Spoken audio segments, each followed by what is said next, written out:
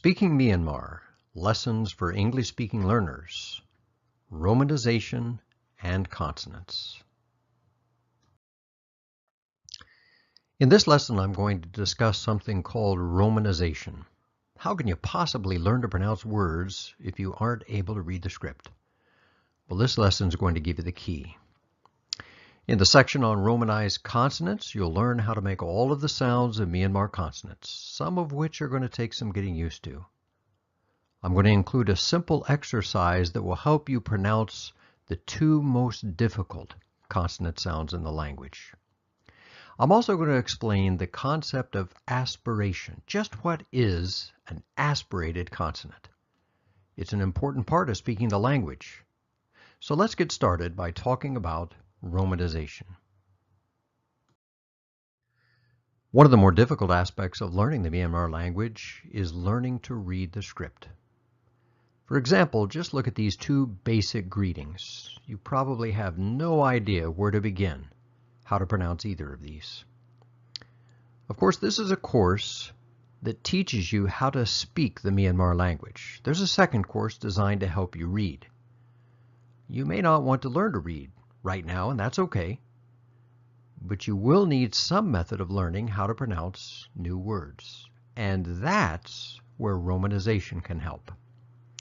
That's the method of spelling out the pronunciation of Myanmar words using the Roman alphabet, letters that you're accustomed to seeing. So, using this example, let's see how romanization can help you. So the first greeting is Mingalava. The second is Nekaola. Now you may understand most of this spelling, but probably have a couple of questions. For instance, how are you supposed to pronounce this letter? How is it different from a regular A? Or what's the purpose of putting a colon after this symbol? And that's not going to be all. Here are some letters and combinations you may not understand at first, especially that upside down E letter at the end. But don't worry, you'll be able to learn it quickly, and it is fundamental to pronunciation because all English Myanmar dictionaries I've used include some form of romanization. However, one word of warning. Yes, that's right. There's no universal standard for romanization. That means that any textbook or dictionary may each use a different form of romanization. But they all include a guide that will help you, and once you get used to the pattern of pronunciation in Myanmar, it'll get easier to decode the different systems. In fact, in this course, I'm using a combination of different methods that I found make more sense to me. In this lesson and the next, I'm going to detail exactly how to read it. Now, in reality, and I think this is very important, you still need to learn how to read the Myanmar script. You'll be able to improve your pronunciation, and it helps you to learn new words more quickly. So let's begin by learning how to pronounce consonants.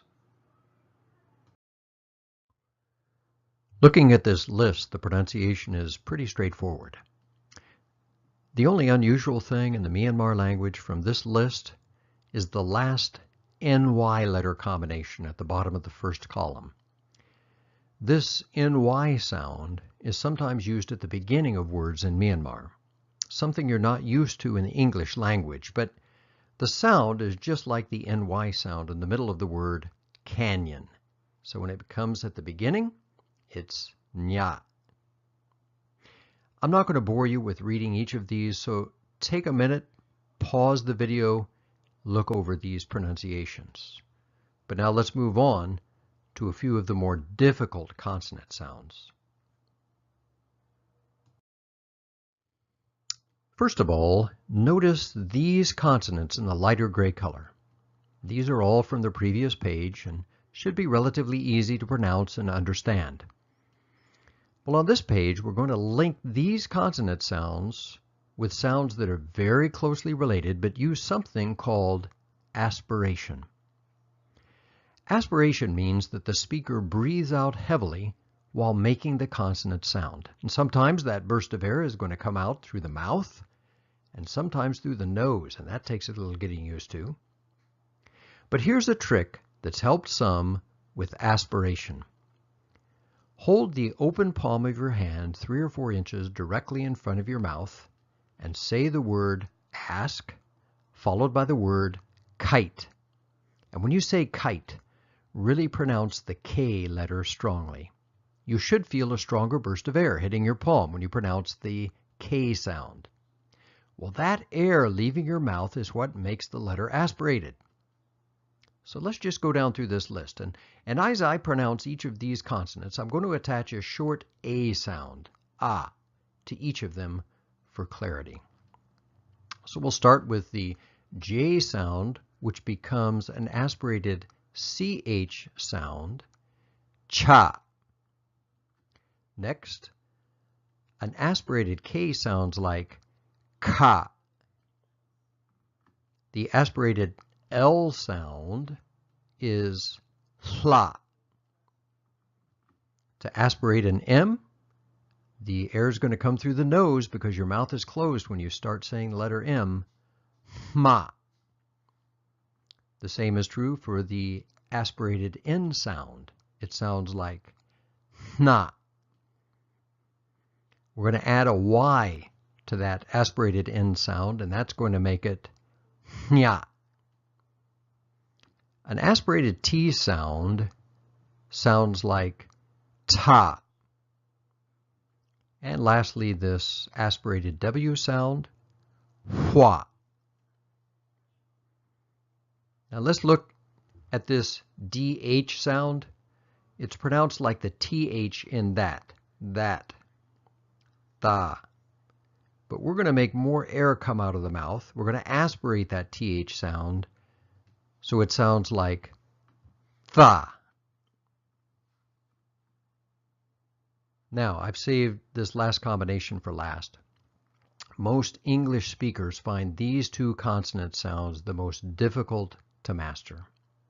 The NG sound on the left and the HNG are very difficult to pronounce. The NG sound sounds like nga, and the HNG is pronounced nga. Now, to help you master this sound, I put together a little exercise that some have found helpful. Let's look at that. So let's start with the NG sound. Now, we use this sound at the end of words like sang, bring, and long. But we don't begin any words with this sound, and that seems to be where the problem arises, because in the Myanmar language, there are some words that use this sound at the beginning. For the sake of this exercise, we're going to add a short A sound, a brief A sound at the end of the consonant, as there will always be some kind of vowel sound following it. So this NGA is going to sound like nga. Now that's where we want to end up. How can we get there? Well, to begin this exercise, we're going to say the word sing. And then we're going to add the short A sound to the end of it. So it should sound something like singa. So try that a few times. Next, you're going to remove the SI sound from the beginning.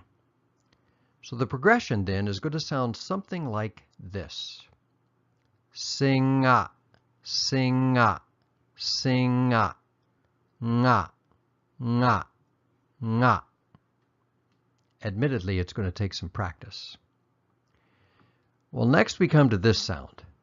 And as if the NG wasn't hard enough to get, adding aspiration raises the level of difficulty. All we're really doing, though, is adding aspiration through the nose before and as we begin to make the NG sound. It will sound something like nga, nga, nga. So let's review what we discussed. In this lesson, you learned what romanization is. It's the method of spelling out the pronunciation of words using the Roman alphabet. And remember, it's the method used in almost all dictionaries and textbooks for English learners. But also remember, there is no universal standard for Romanizing. You should now also understand the difference between an aspirated and an unaspirated consonant. Remember, aspiration means that the speaker breathes out heavily while pronouncing the consonant, sometimes through the mouth, sometimes through the nose. As a key point, just remember, if you see an H before another consonant, it means it's aspirated. So that finishes this lesson on romanization and pronouncing consonants.